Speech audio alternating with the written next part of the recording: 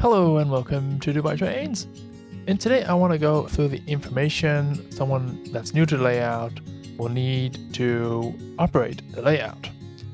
And I have a lot of folks, a lot of people I consider friends. They come to layout and they don't have a lot of experience in running trains, so they need information to get started straight off the bat. And that's what I want to talk to you about today. And we're going to start right here. And the information starts here at this map, the lay of the land, quite literally where we are. We are in Chicago. This is Chicago, 1950s. Lake Michigan is here. The downtown area is more here to the south. We have the Chicago River that flows right here. And the layout starts at the Division Street Yard. This actually existed. I'd say a yard on the Division Street, so Division Street Yard. And most of the industries, if not all, are here on this section that's in the prototype called the Kingsbury. This is the famous Kingsbury section. On my layout, it's called Near North. And at the end of Kingsbury, we have a brewery, a large brewery. That's the biggest industry on layout. And we also need to connect to the outside world. So we do that on 3 different locations. We'll do it here on the north with the Chicago Northwestern Railroad with an interchange. We have a connection halfway through with the Chicago, Milwaukee, St. Paul, and Pacific Railroad interchange track that's staged, that one's staged as well. And then away at the bottom, we have a car float from that connects to the Pennsylvania Railroad. So that's another interchange there as well. Now, this layout is set in Chicago. It's for the Division Street Yard. It's a terminal layout, so Division Street Yard and Terminal Railroad, and it's an association. So why is that latter important? Well, it means that the 3 different railroads, they came together and it said we're jointly in an association agreement going to run this section of track, and the Pennsylvania is going to supply all the power for the layout. So it's the Chicago Division Street Yard and Terminal Railroad Association, also known as the CD&TRRA. And as you'll see in a minute, my layout is based on a prototype, but it's not really prototypical. So now you know where the layout sits. It's time to get a little bit acquainted with the layout itself, which is fairly easy. Like I said, this is the yard, and then we have an interchange, the C&W, and that's to the north, and that was staged. So if we just follow this track right here, it leads into staging back there. And the other way around, we have the yard, then we go over the lift gate, which is open, and then here we go into the Kingsbury section. I'm working on the layout, so this is a bit messy. Kingsbury section, and this is, like I said, where almost all of the industries are. So all of these dark red buildings they still need to be built structures, but they represent industries that are rail served. There's a lot of roads here, so you gotta watch out for that. And then at the end, like I said, we have the brewery. That's the biggest layout on the yard. So all these tracks here in the back are basically the brewery. There's a track there for grain offloading. And then we have 2 shipping tracks, and then we have oil for the power plant. And then don't forget the last interchange is here with the Pennsylvania Railroad. And that's this car float, the structure right here. So now we need some more information. So let's go to the information board that you see right now. Now, like I said, I have a lot of people who don't really generally operate a lot, but let's say we're casual operators. So I have the information to run the layout here set out in, I would say, 3 different levels of complexity. So let's start with the most easy one. So someone totally new to the layout, what does he or she need to know? Well, it's basically very simple. This is the schematic of the entire layout with all the tracks on it. And we just have different jobs. We have 5 different jobs, and you're going to get 1 job. So for example, you're going to get the C&W hostler job, which is easy, lucky you. And you just start here. You're going to collect your engine at the yard. I'll assign one to you. And then it's yellow, so you go here to the interchange. You pick up some cars. Sometimes you have to place cars, spot cars, so that'll be part of the information I'm going to tell you. For example, just take your engine, go there, take the cars on the bottom track, and come back. As easy as that. Of course, there's a lot more to it, and there's going to be a lot of questions from the operator, but this is just to get an idea that at some point, if they're thinking, I'm right here, but what am I doing? You just come back to this. Oh yeah, I'm doing the Pennsylvania hustler. Gotta go here. I gotta swap out some cards and come back. And now to make sure that we don't run the trains into each other, we do have a track permission system.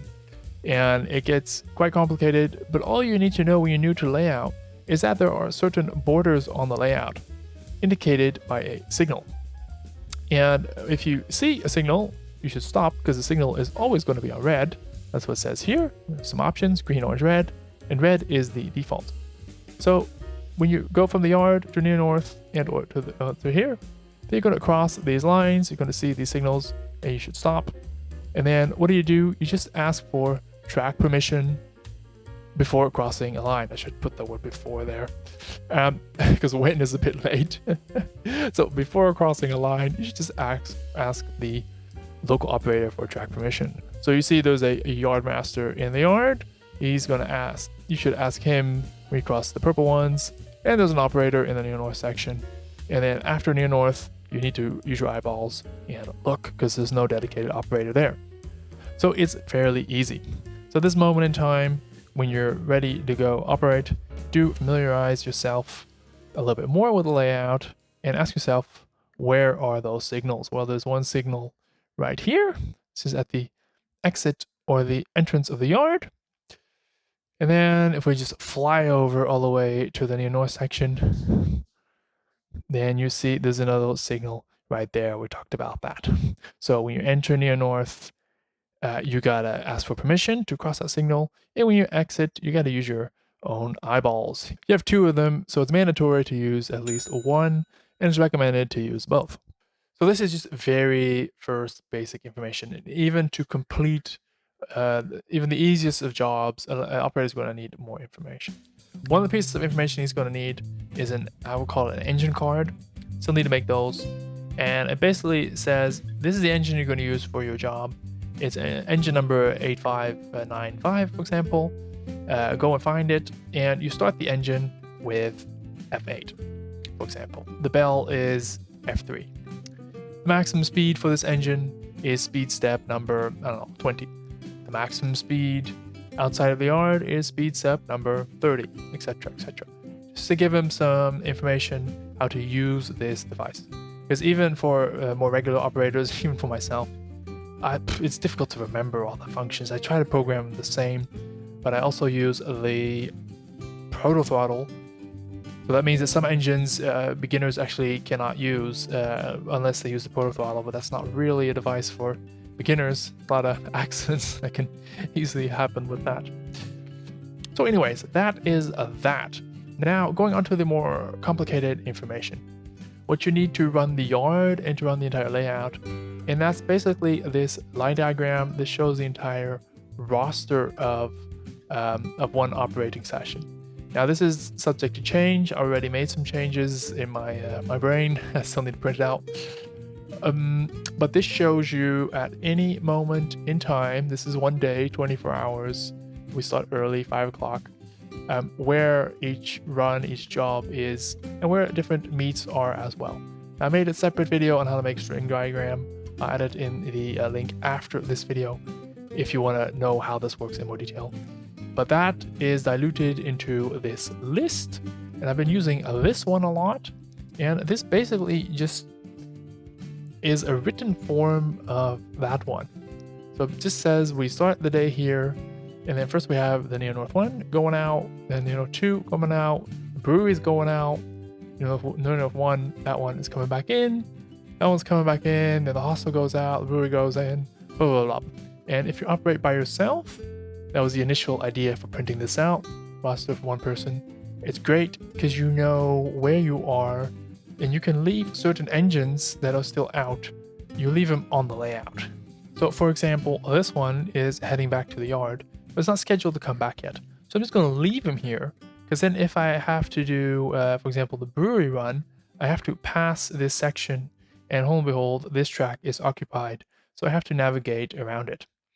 Now, if you operate with more people, that will happen organically. But if you're by yourself, that's a great way to do it.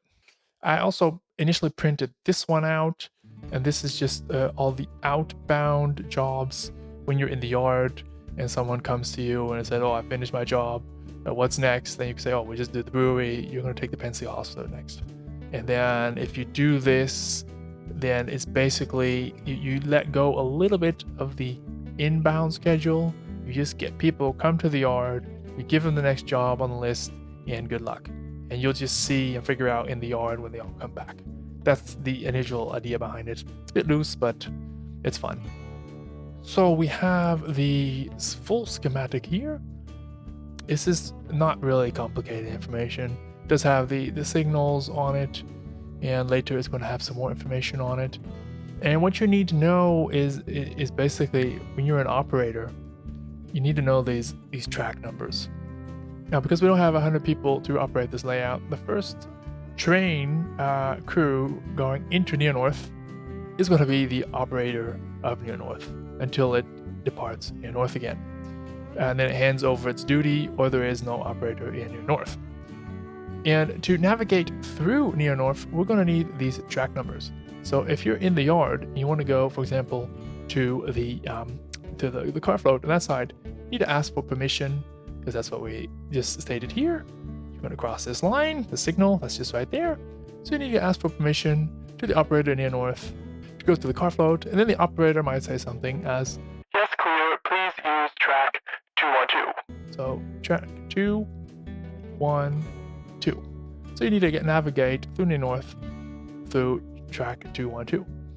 The operator might as well also say, clear, use track 2 all the way, but caution after Grand Avenue, or halt at Erie Street, or any variance depending on the current situation. So that's why that big map is there. And we also have, if I just fly to the other side, this is the Kingsbury, there's a brewery. We also have these maps right here. And later on, they'll also have the industry names on them. So you'll know that if you have to switch Sugarless Fruit Loops, then that industry is going to be right there. And the same here for the car ferry and the brewery. It has all the spots on it. So if you have an oil car, you know the oil has to go there, the grain elevator is there, etc., etc. And then the last piece of information is the rulebook. This is work in progress. So for example, B3, only track 2 is under signal control. All movements off or onto track 2 and red signals require permission from the respective Near North operator / engineer, yardmaster, or brewery operator. So at some point when I get more frequent operators, I'm going to be very difficult and just point them to the rule.